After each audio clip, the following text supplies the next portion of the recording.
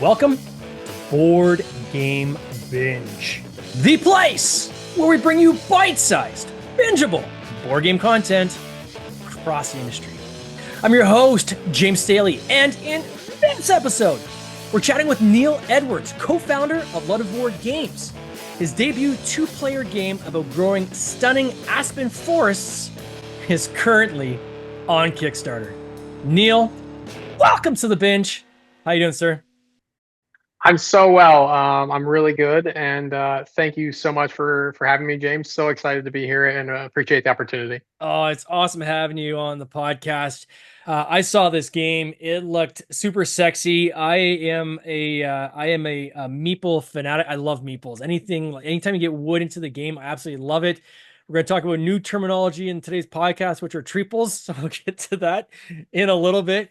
But first, you and I literally just met like 5 minutes ago. Yes. And I always like to get the chance to just kind of understand kind of where people came from. So why don't we start off I think I read somewhere that you're into like video game design or UX, or can you explain kind of what your day job is? Yeah, well, so technically my day job is Ludivore. Oh, nice. I quit my day job and I do this, but a little bit of my background, I started in the video game industry about 11 years ago as a game design intern on mobile free-to-play titles at a studio in Boulder, Colorado, called Backflip. I worked there for about 5 years. In the first couple years, that's actually where I met Luke, who was an intern, game design intern there shortly after me. Luke is my longtime, decade-long plus friend, my business partner and co-founder of Ludivore, co-designer of our debut game Aspens. But basically, I was a game designer there, moved up through the ranks, kind of got shoved into UX, UX and UI as kind of coming at it from a game design angle. I did that for a few years there as well. Then I actually started a UX and UI design and consulting house that operated in the video game space with two other co-founders, ran that for the last 5 years. And then a little over a year ago, actually was able to make the leap over to board games full time. So that's kind of the day job story. If you look at the Ludivore story, it's really started about 8 years ago, because that's when Luke and I started designing board games outside of work, kind of much more as just a hobby, as a way to sharpen our skills. So where did Ludivore come from? Like, where's this name? So, like everybody, before we had really made a game, we spent way too much time thinking of what our clever little name would be. But it comes from, the Latin ludos, ludo, game, play, and vor, so like carnivore or herbivore. So the kind of the logo you see with the dino eating the game bits. It's kind of a creature that survives on a diet of play. Is kind of the play on words and the way we think about it. So yeah, that's where the name came from. That's amazing. When you started this video game industry, what led you into that? Was this something you're taking in school, or like, I'm always curious how people get into things like creating mobile games. Yeah, so I went to school for game design. Really quick background. I grew up in a tiny town of 2,000 people. I was academically successful, but like I had a lot of creative interest. I like to write, I like to tinker, I like to build. And my mom's like, "Oh, you could be a writer." I'm like, "I'll starve to death if I try to be a writer." Shout out to all the very successful writers out there. But I kind of was like, I didn't play a ton of video games growing up. I did play a good amount, but I thought games maybe would be this cross section of all these creative. I was like, well, games have characters, they have stories, they have buildings, they have worlds. Maybe that'll be for me. So when I was in 6th grade, actually, I wrote this down on like those little papers you do. What do you want to be when you grow up? I was like, oh, I want to be a game designer. I had no idea what that meant, but that was I set my mind on that. I really kind of threw a dart and got lucky. I didn't know how to get into the industry. I went to get a computer science degree first because I didn't know how to break in. I was like, I'll go be a coder. I dropped that degree like a hot potato after 2 weeks. I was like, I'm going to fail this no matter how hard I work. Long story short, I knew someone that heard about someone that went to a video game development design school in Chicago. So I did a visit, ended up going there, fell in love with game design for totally different reasons, and actually learned what it was.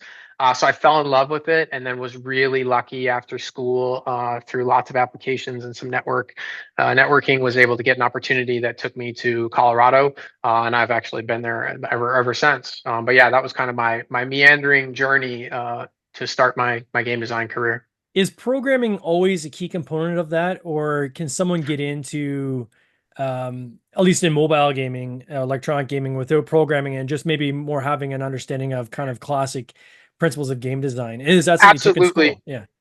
Absolutely, yeah. So I did like a game design track. I only had like very basic programming Mm, classes. Ironically, after dropping my computer science degree, I later taught myself to code in school and actually code a bunch of my own digital prototypes and stuff to this day. But I got very limited coding stuff in school. I didn't. It was very helpful because, like board game design, being able to prototype your ideas is very important. So yeah. that's important as a designer, but it's absolutely not necessary. Lots of people get in with just having that good sense of fundamental game design, so much of which comes from board games, which is, why we, ended up kind of coming back to it in a lot of Yeah. ways. Good game design is good game design. No matter what medium you apply it to, if you have a good fundamental understanding, you can survive anywhere. Yeah. And then board games is something you've been playing your whole life, or was it more kind of like when you're in school, or when did you get into the hobby? Um, I've played board games on and off my whole life. It wasn't like a huge thing growing up. I mean, I'm old enough that growing up, we were still in the like Monopoly and Life era was like the coolest stuff we had. We haven't got to this amazing, diverse space of independently published games at this point.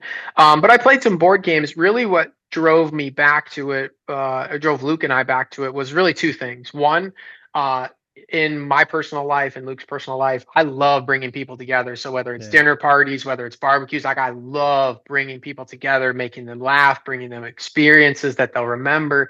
I'm a big, like, philosophically, that's the fabric of life. So I wanted to make games that would bring people together, and not necessarily, something wrong with digital games, but sit on their computer or phone by themselves. So that was a big thing.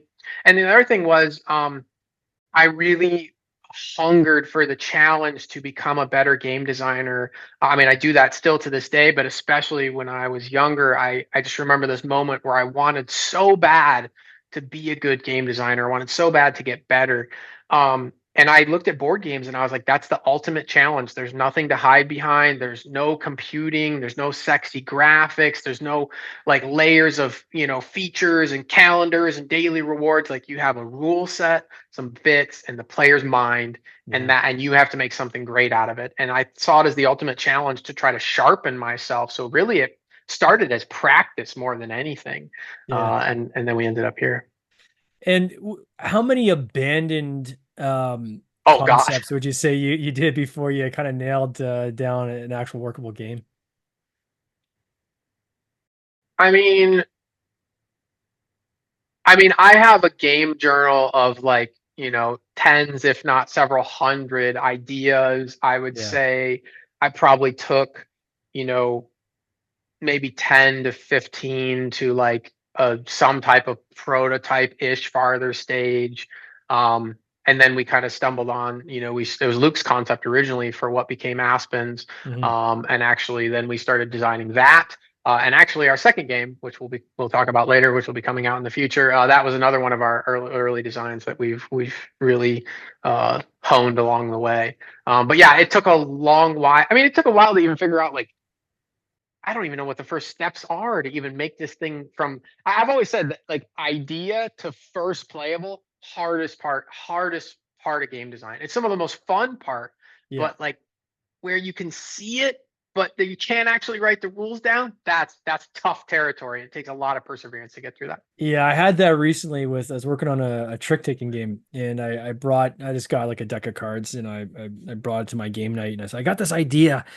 And same thing, crystal in my mind. Yeah, And we deal with the cards, and they're like, "What about this? What about this?" And they're asking questions, and I'm like, "I'm not even. This is like a part. This is a part of a game we're playing right now. We're yeah. not even playing a game. This is like concepts that are loosely matched together with some cards on the table." So I kind of packed everything back up and like, let me come back to you guys on this one, right? So yeah, that's a good point. Trying to like crystallize kind of that vision you have in your mind and actually get it down to something that plays out the way you kind of had in your mind, and often your mind is very good at kind of excluding the things that don't work, and you're just kind of visualizing what does work, right? When you put Your your mind is really great at yeah, filling in the gaps with a veneer that you think is detailed and clear, and then you like you said, someone asks you, "What do I do now?" And you're like, your brain almost like backfires like a car, because you're like, no, this was figured out, and you're like, it's never been figured out. And that's you really got to learn to push through that part where your brain fools you. yeah. What made you guys choose? So obviously you had a number of games kind of underway. What made you pick Aspens as the one to kind of lead with as your debut game first? There's a couple answers to that. The one is probably the maybe pragmatically boring, unsexy answer, which is it's a simple game, and it's compelling. It's really strong, but it's simple. It's approachable, not only from a market fit standpoint, but from an achievability standpoint. We've shipped a lot of digital games, have a lot of experience, but we knew that we're new to this arena. We're going to take lumps. We're going to learn a lot, and Yeah. we wanted to bite off something that we thought maybe we were confident we have a much better chance of really delivering on this really tightly, really well executed, versus going for something a little bigger for our first game. So that was one. Smart. And it naturally kind of it came together faster. It came together faster. People were really liking it. I think some things that kind of kept us coming back to it were like, even in its early stages, like when we were playing with like plastic cubes bought off Amazon, Yeah. people were just really allured by the table presence. Like in cafes, like people are like stopping and they're like, it's not pretty, but it's interesting. It doesn't look like any other game out there. So even when we were playing on paper, it had a hook to people, and so we thought that was something we could really continue to lean into. So yeah, I'd say that's why we really leaned into Aspens. And with the two of you, so is Luke, is he doing this full time now too, or is he still doing the Luke does this part time. okay. But he quit his regular job. He actually is running another sort of music tech startup and does this part time with me. Yeah. But especially in the early days, like we were just in the thick of it together, and he co-designed the game with me. But yeah, I'm kind of the head of the spear, and Luke does a bunch of stuff. And how do To you guys yes, resolve differences? Because I imagine as you're going through, you're going to come at things with yeah, different perspectives on how to approach the design. When you have like equal partners like that, obviously there's compromise, right? That has to be yeah. but so how do you resolve that? So I'll answer first by probably giving a dissatisfying non-answer. One is the one of the things that, and sounds like so like a gushy emotional, but one of the things that I cherish most on this earth is my working relationship with Luke, and I know he feels Yeah. the same about this. Where I've worked with dozens of professional, expert, veteran designers, and there's no one I've found like Luke where we gel so well together, and there's a ton of yes and energy. Yeah. We run with each other's ideas like without a hitch, even if we don't like. I mean, I know I say some wild shit that Luke does not like agree or believe, but like we don't get caught. We never the first thing out of our mouths is never, oh well, this is why this won't work. Like we ask each other questions. We're like, okay, well, explain this to me, or we'll say maybe like, okay, well, this would be my concern with this, but like, um, tell me where you're going. What are you trying to achieve with this? And another thing I actually learned from a dear friend of mine who used to be my boss, my first design boss in the game industry, was we do a lot of this. And I think it not only takes out the ego, but um, it just builds that kind of sense of togetherness. Is say all your dumb ideas. So like Luke and I will start so many sentences with is like, this idea is crap and I know it's crap, but I'm chasing something with it. And then we'll explain like this. And I'm like, Mm. this mechanic doesn't even work. It's broken. But like, this is kind of where, like, do you get where I'm going with it? And so like, we just really have a great working relationship and a great philosophy. So we never really have, I wouldn't say we won't have disputes, but we're always able to talk through them and come to a resolution where, like, honestly, we're both really happy with it. Yeah. Even if it's technically a compromise, we're like, yeah, I see that. Like that makes sense.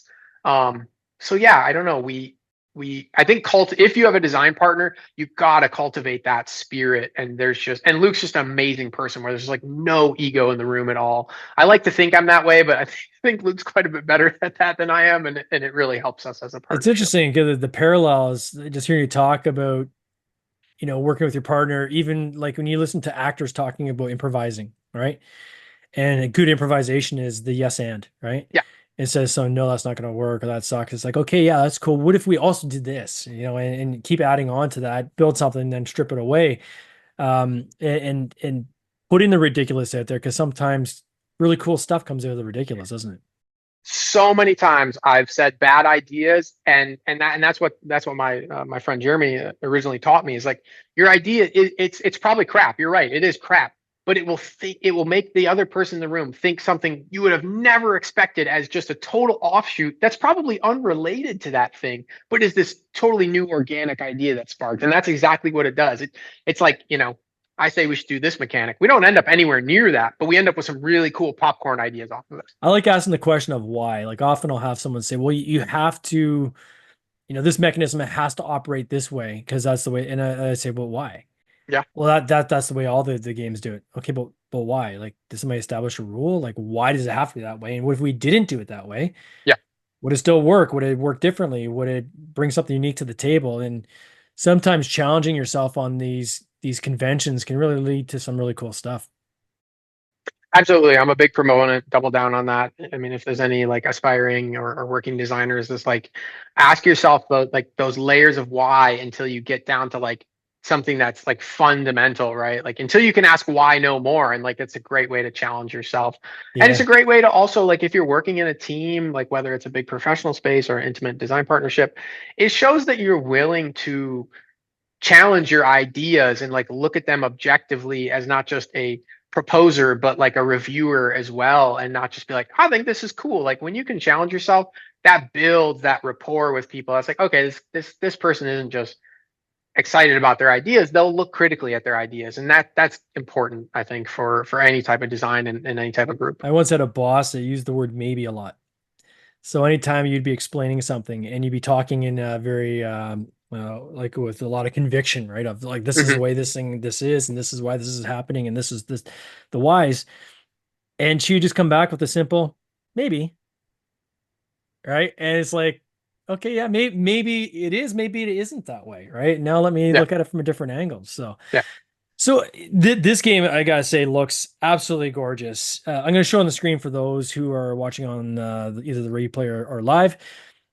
So the theme of Aspens, where did this come from, and how did you guys come up with that? Was what came first, that or the mechanisms? So the idea of a tree game came first. The game was actually called Tree Game for a disturbing percentage of its life. It was called Tree Game. And then Aspens really actually shout out to one of our playtesters, the name and kind of really the theme. We always knew we wanted to go with like colorful pieces and things like that, but we hadn't Yeah, really that's figured cool. it out. We tended to do more mechanics first, at least a little bit. Um, and so, yeah, someone's like, well, I mean, we live in Colorado for God's sake, like call it Aspens and have these be aspen trees. So that's where that came from. It started actually as uh, Luke was like a junior ranger, like fixing the trails and stuff in Colorado. And this actually started many, many years ago with, it's supposed to be a gift for his brother. He's like, I want to design this gift. My brother's really into nature. And so we joke that it's like this birthday gift that's like way too many years late, and has become this obviously much, much bigger thing. But yeah, that's where the theme came from. And originally it was just going to be aspens on both sides, different colors. And then we realized, in an effort to try to do much better colorblind support, okay, let's work with a different silhouette. Let's do aspens and evergreens. Hmm. And then honestly, like we were able to benefit, that design goal, but also the game just looks that much cooler and that much better in the end. Oh, it's Um, beautiful. The color on how many so I'm gonna call them what you call them triples. How many triples are on in this game? too many. It is 120 per player. Wow. It's a lot of wooden bits. It's a disturbing amount. If you're on the production and manufacturing and publishing side of a board game, you're just like, man, that's a lot of wooden Yeah, I pieces. can relate. We've got 250 in our Cities of Venus 6-player game. Of these Damn, you little beat us. yeah, these little astronauts, these little V-naughts we call them that are in the game. And Oh, love that. it is, and I find the funniest is like when you get the sample from the manufacturer and you want to double check everything, you have to actually go through and count all the pieces. And it's like, oh my God, I gotta count through 250 pieces across several games to kind of Yeah. see, make sure that everything is correct. And Yeah. Yeah, it's not easy and it's not cheap. And No. so the value you guys offer, because I clearly see your pricing is, I would say, probably on the low side compared to what you're getting. First, I want to acknowledge that, and I'm going to put this in Canadian dollars because it's the only way I can see it. But you guys are at 200, almost $285,000 on a goal of just under 6,000. That is huge for your first campaign. That is incredible. So I want to congratulate you on that. Thank you so much. You still got 19 days to go. You're nearly at 2,500 backers. Like that is an insane success story. Like that is, there's only a fraction of people that do this, right? In their first launch. So you guys should be very, very proud of what you've managed to achieve thus far. Clearly, it's gonna fund way higher than that by the time this is done. But I want to just kind of shout out kudos where kudos is due. This is a two-player game, which I find interesting. Kind of reminds me a little bit of this, almost like a trend we're starting to see, where for a while there was how many players can people expand their games up to, and Yeah. now we almost have this anti-trend going back to say, no, no, a lot of people play games at the two-player level. Let's create a fantastic game that's great for two players. Kelp was another good example of this most Yeah. recently. Was it the kind of the design that led there, or was it more kind of the player count that you had in mind when you're designing this game? The design naturally led there. I think it just kind of was originally concepted as a two-player game. But as we got kind of long further into the development, and as we've both gotten meaningfully older since we started doing this. Mhm. I'm a designer. I love great games. I love big games. Um, but honestly, at this point, every game I buy, because like everybody else, I have this shelf of shame over the years, like dozens of games I've never been able to get out. I buy so much for lifestyle now. Like I will not buy a game unless I can look at it and picture exactly who's going to play that with me and Yeah. exactly what setting. And so I buy a lot of two-player games to play with my partner, to play with my mom, to play with my nephews. And so the design just kind of led us there, but it made more and more sense of something we were excited to bring to the market. And also I think the market is yearning for. Obviously people, love and want games that flex up to 4 plus.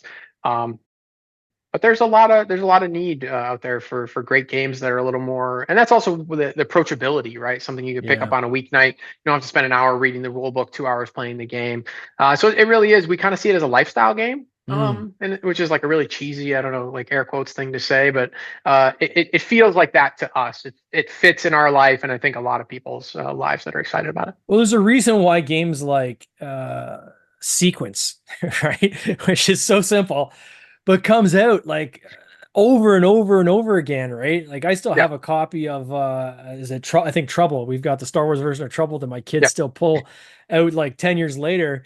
Every Christmas still comes out because it's a bit of that comfort food, right? yeah, That game that you're used to playing with that kind of one other person where you do tournament styles, whether it be a parent or a spouse yeah, or whatever. It's a great area to kind of hone in on because I think these are the types of games that become evergreens, right? For lack of a yeah. better pun here, I guess, with a tree-based game. You guys made a very conscious decision to launch expansions at the same time, and I think did I count three or four expansions that people can get There's at? three full expansions and one mini expansion. Like, so what was this decision thought process there versus just coming out with like another campaign in a year or so and kind of launching the expansions then? So some of that was specifically about kind of bridging that gap from we see Aspens very much as kind of that comfort lifestyle game, but we also see it very much as a gateway game. And Yeah, we wanted to offer ways to keep it fresh, ways to ratchet it up for more involved experience, hardcore gamers. Because I mean, if I'm being candid, we were worried about, the Kickstarter market's a little more core gamer, not yeah. as kind of casual, and so we wanted to kind of read the room and know where we were, and we believe in the base game. It's really strong. People love it. It's approachable, but it's got that nice little mix of strategy and luck to it, and it's good to chew on. But we wanted to give something, to people more to grow with it and have a product that could stay around and adds a lot of replay value and variety. So that kind of drove that decision. Also, like really just if we're honest, like we had so many if well, first of all, we never thought we would be able to design an expansion for this game at all Hmm. because the game is so simple. We Yeah. never thought, and then we started to go down that path and we're like, holy shit, there's some really cool, fun stuff here, and we can put some beautiful art behind it, and just Yeah. and make this more of a product than just a game, a whole line of things. And so, yeah, we thought it'd be a much better, more compelling offering for people, provide a lot of value, instead of designing a game from scratch or something like that. So So yeah, how do you play the base game? Let's maybe start there. So can you kind of use descriptive words to explain yeah, what's the core way to kind of play this game for people that are yeah. trying to understand if this is for them? Yeah, so super quick. You play on a shared board. So you set up the board, it locks together. You put out 3 water tiles. You basically seed your initial forest. So you put one of your trees next to each water tile. It's where you kind of start jostling for position. You Mm. take 4 trees, dump them on your existing spaces in whatever way you want. And that's what leads into the core nugget of the game, which is on your turn, you roll the sun die, and that determines the strength of the sun, right? So for each space that you have that has at least the number shown on the sun die. So say the sun die is a 3, and I say I have 2 spaces with 3 or more trees. I generate a tree for each of those. So I would get 2, and then 1 because it's always my turn. You always get a bonus tree. So basically, the game is kind of about this core trade-off of you get a few trees, then you got to decide what to do with them. Do you invest in kind of this light engine building and you pile back up on your existing forest, increasing the chances that they generate trees, allowing you to get bigger and bigger moves in the future with more trees?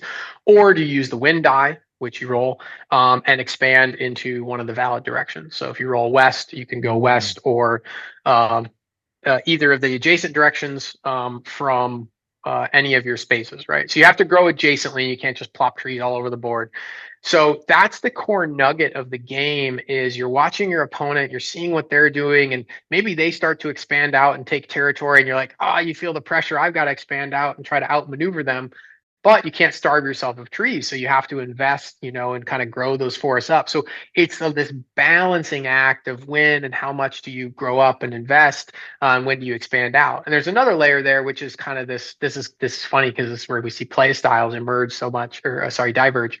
Um, you can kind of go this slow and steady approach of like, I'm going to make, 2 spaces with 6 trees that have a very high chance of generating 2 trees, right? Or I'm going to go like boom or bust. Luke always plays this way.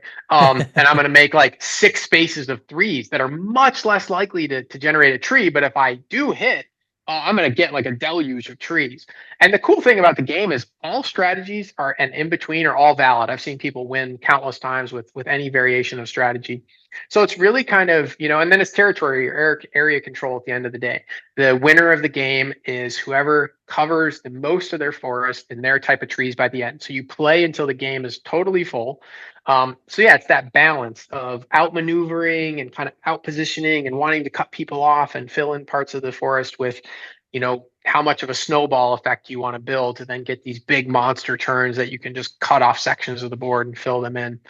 So it creates this really beautiful, evolving table presence that we're super proud of and people really love. I love table presence. I'm a sucker for it. I tell you, anytime I'm at a game night and I see a game that just pulls my eyeballs in, I'm like, right away, I'm like, okay, why wouldn't I get this game, right? What are the things that are keeping me from potentially getting this new game? Because Yeah. I just love kind of having that presence where people walk by and say, "What is that?" Can I maybe jump in on the next one? And so kudos for you guys to do that because this definitely everything from even the tiles, like the shape of the tiles, the way they connect together, I think is super cool. Definitely, I think you're right with the colors of the of the trees and having the 2 different colors, but then even within one side where you have the yellow and the orange, you've got different shades of trees. So it literally looks like you would see here in Canada in the fall when I'm driving over a hill and I see kind of look out and I see all the colors of the trees that have turned for the fall. You've definitely been able to kind of encapsulate that look very well. So kudos to you guys on that. So you had mentioned earlier that you're working on net. So as a publisher, are you guys now looking at this is what you're doing now, right? You're going to start publishing games Yeah. and you have something else on the horizon that's coming and when's that happening?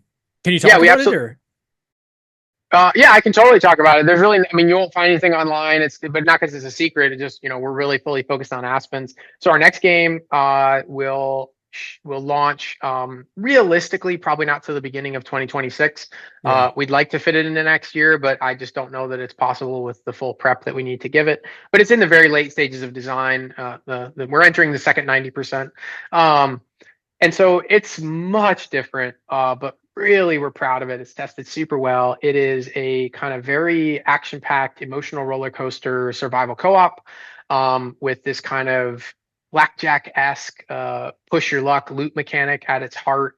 It's got, a ton of player asymmetry with unique items that you get. They can use on any turn. So you can create these really cool combos where you're like, wait, if I do this and you do this and you do this, and we can interrupt the turn sequence to do that and create this really cool combo.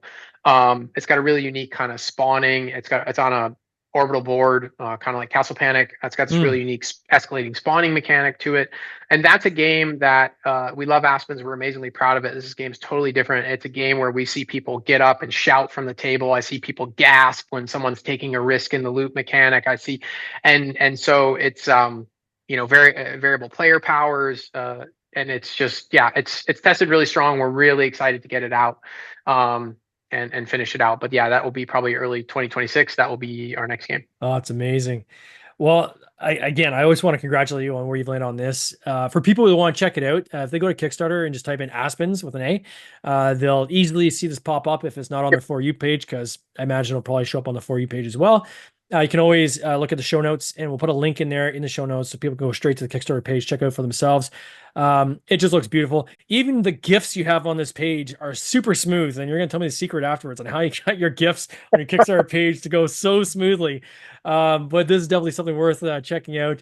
Neil, I want to wish you all the best in this next 19 days. I know you guys are already excited. It's going to be amazing to see where you finish up, and I can't wait to see what comes next from you guys. Thank you so much, James. Thank you so much for the opportunity. I really enjoyed the chat and enjoyed being here. No worries, my friend. You take care. Cheers.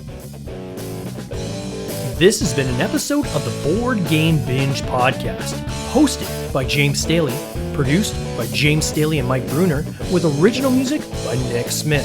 If you would like to watch these interviews live, simply subscribe to our YouTube channel, Board Game Binge, and you'll get access to live interviews, giveaways, and interesting board game content from across the industry. I can't wait for you to join us. See you next time.